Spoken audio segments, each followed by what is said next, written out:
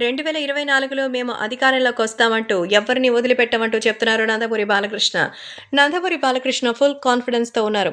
Telugu Desam party అధికారంలోకి వస్తుందని ఏ రకంగా అయితే చంద్రబాబుని అరెస్ట్ చేసి జైల్లో పెట్టారో, అలాగే ఇక చంద్రబాబు నాయుడికి సంబంధించిన విషయంలో అందరిని ఎంతగానో మభ్యపెట్టి, అందరికీ సంబంధించిన విషయాల్లో చాలానే ఇబ్బందులకు గురి చేశారు. వాటన్నిటికీ కూడా సమాధానం చెప్పే రోజొస్తుందని, 2024లో అధికారంలోకొచ్చేది తెలుగుదేశం పార్టీయేనంటూ చెప్తున్నారు నందమూరి బాలయ్య.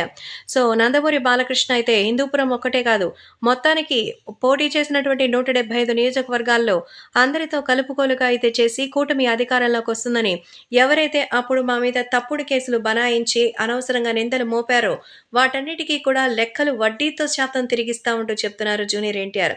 ప్రచారంలో కూడా ఇదే విషయాన్ని మరి నారా లోకేష్ కూడా చెప్పిన సంగతి తెలిసిందే.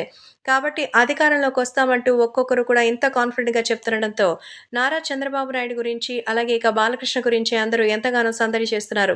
ప్రస్తుతం ఈ మన బాలయ్య చేసిన వ్యాఖ్యలైతే సోషల్ మీడియాలో సైతం వైరల్ అవుతోంది. జూన్ 4వ తేదీన ఫలితాలు వెలువడతాయి. ఇంతకాలం వెర్రవీగుతున్నటువంటి ఆ రాక్షస ప్రభుత్వానికి, ఆ అరాచకానికి చరమగీతం పాడే సమయం వచ్చింది. సైలెంట్‌గా ప్రభుత్వానికి మరి ప్రజలు తీర్పునిచ్చేశారని, వచ్చేది ఎన్డీఏ కూటమి అని, చంద్రబాబు నాయుడు సీఎం కావడం పక్కా అని, జగన్ జైలుకి వెళ్ళడానికి సిద్ధంగా ఉండాలంటూ ఈ సందర్భంగా జూనియర్ ఎన్టీఆర్ ఎద్దేవా చేశారు. ఖచ్చితంగా మన